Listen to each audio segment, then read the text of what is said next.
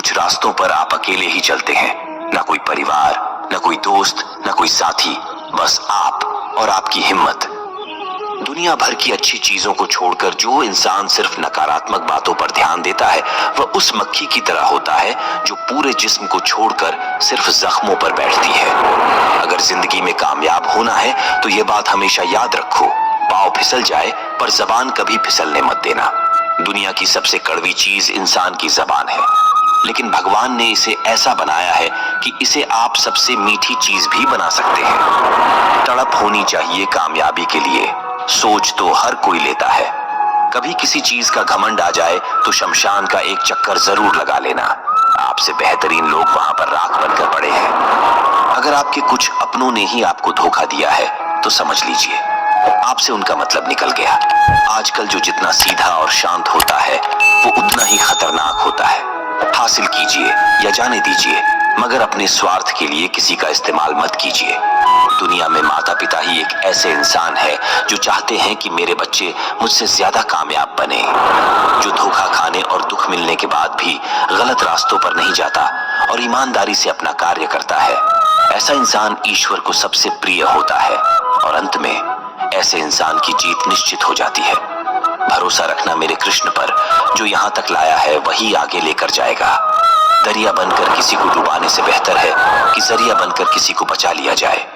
कदर और वक्त भी कमाल के होते हैं, जिसकी कदर करो वह वक्त नहीं देता और जिसको वक्त दो वह कदर नहीं करता।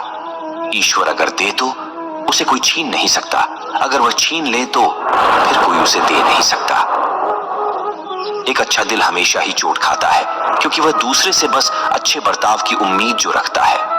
कोई जितना भी बोले अपने आप को शांत रखो, क्योंकि धूप कितनी भी तेज हो समुद्र को सूखा नहीं सकती। दुनिया में वही शख्स उदास रहता है जो खुद से ज्यादा दूसरों की परवाह करता है। झुकना बहुत अच्छी बात है, जो कि नम्रता की पहचान है, पर आत्मसम्मान खोकर झुकना पड़े तो खुद को खोने के समान है। एक कहावत है कि मेंढक को चाहिए सोने की ईंट, छलांग नाले में ही लगाएगा। वैसे ही कुछ लोग होते हैं। सच और झूठ बोलने वाले चेहरे को परखना सीख लीजिए, क्योंकि यहाँ लोग झूठ भी बहुत सफाई से बोलते हैं। सब लोग यही बोलते हैं कि दुनिया मतलबी है, पर यह कोई नहीं बोलता कि मैं मतलबी हूँ। समय, सत्ता, संपत्ति और शरीर चाहे साथ दे या ना दे, लेकिन समझदारी और अच्छे संबंध हमेशा साथ देते हैं। अहंकार और अकड़ दोनों ही जीवन में सबसे बड़े दुश्मन हैं, क्योंकि यह ना तो आपको किसी के होने देते हैं और ना ही कोई आपका होना चाहता है। पैसा सिर्फ जीवन शैली बदल सकता है, दिमाग, नियत और किस्मत नहीं। जिंदगी में खूबसूरत तो बहुत लोग होते हैं, लेकिन जो जिंदगी को खूबसूरत बना दे ऐसे लोग बहुत कम होते हैं। कभी अपनी तारीफ भी खुद कर लिया करो, क्योंकि बुराई करने के लिए रिश्तेदार जो बैठे हैं। कलम तभी तक साफ और अच्छा लिख पाती है जब वो थोड़ा रुक कर चलती है। अगर आपकी दिशा सही है तो आपको चिंता करने की कोई जरूरत नहीं है। बस आपको यह करना है कि सदैव चलते रहना है।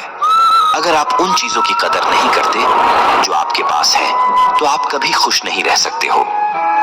जिंदगी में उतार चढ़ाव और सुख दुख के बाद भी जो आपका साथ ना छोड़े, उस व्यक्ति का आप हमेशा कदर करें। समय कब रंग बदलता है ये कोई नहीं जानता, क्योंकि प्रभु श्री राम को जिस रात राज्य मिलने वाला था, सुबह वनवास मिल गया। जिंदगी का रास्ता बना बनाया नहीं मिलता, स्वयं को बनाना पड़ता है। जिसने जैसा रास्ता बनाया उसको वैसे ही मंजिल मिलती है। उन लोगों के सामने हमेशा खुश रहो जो आपको पसंद नहीं करते, क्योंकि आपकी खुशी उन्हें चैन से जीने नहीं देगी। अच्छी सूरत से ज्यादा मायने रखता है आपका अच्छा स्वभाव। सूरत तो उम्र के साथ बदल जाती है, लेकिन अच्छा स्वभाव आपको जिंदगी भर साथ देगा। जिंदगी का यही कड़वा सच है कि जब तक आपके पास पैसा होता है तब हजारों लोग आपको पहचानते हैं, आपके साथ दोस्ती करना चाहते हैं। अगर यही पैसा चला जाए तो आपको कोई नहीं पहचानेगा। कभी कभी अपने ही अपनों का तमाशा बनाते हैं, क्योंकि वो अपना कहलाने के लायक ही नहीं है। जिंदगी में धोखा मिले तो उदास ना हुआ करो, बल्कि शुक्र मनाओ कि किसी दोगले इंसान से पीछा छूट गया। बीता हुआ कल जीवन को समझाने का एक अच्छा मौका है, और आने वाला कल जीवन को जीने का एक दूसरा मौका है। हर किसी की मित्रता के पीछे कोई ना कोई कारण छिपा होता है।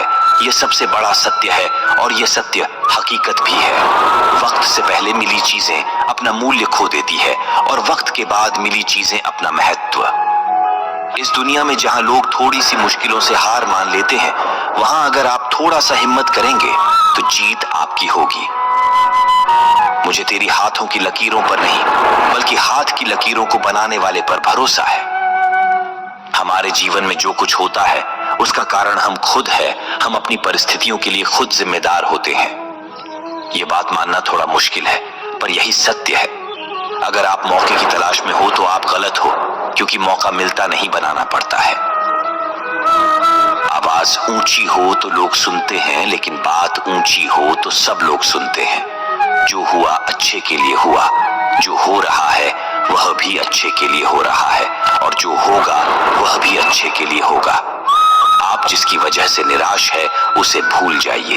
वर्तमान में अगर कुछ आपको बहुत दुख दे रहा है तो उसके पीछे निश्चित ही बहुत अच्छा कारण छुपा हुआ है। इसलिए ना भविष्य ना ही पिछले बीते हुए समय के बारे में सोचिए। आपके पास वर्तमान है, उसका आनंद उठाइए। अगर सफलता देर से मिले तो उदास मत होना, क्योंकि छोटे घर जल्दी बनते हैं और महल बनने के लिए समय लगता है। लोगों को बदलता देखकर आप अपना दिल छोटा मत करो। जो बदल गए हैं उन्हें अपनी जिंदगी से दूर कर दीजिए। जिन लोगों ने आपको अपना बनाकर छोड़ दिया उन लोगों को धन्यवाद दो, क्योंकि वही लोग सिखाते हैं कि हर अपना अपना नहीं होता।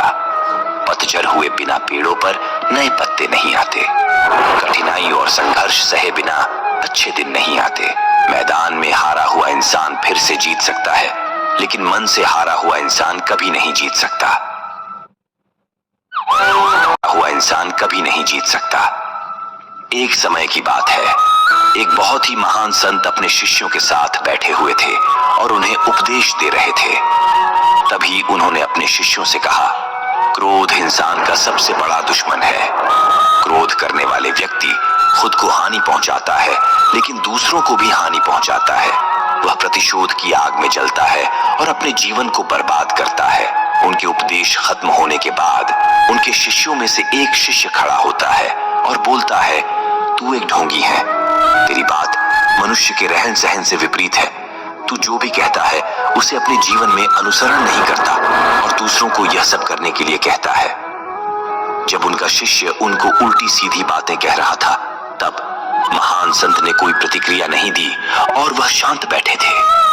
लेकिन ऐसे में वह व्यक्ति और भी ज्यादा गुस्सा हो गया और गुस्से में आकर उसने उस संत के मुंह पर थूक दिया। इसके बाद भी उस संत को गुस्सा नहीं आया, वह शांत थे। उन्होंने अपने चेहरे से थूक को पोंछा और चुपचाप बैठ गए। यह सब देखकर उस शिष्य को समझ नहीं आ रहा था कि वह क्या करेगा। गुस्से में आकर वह उस जगह को छोड़कर चला गया। अगले दिन घर पहुंचा। जैसे ही वह अपने घर पहुंचा, उसका दिमाग शांत हो चुका था।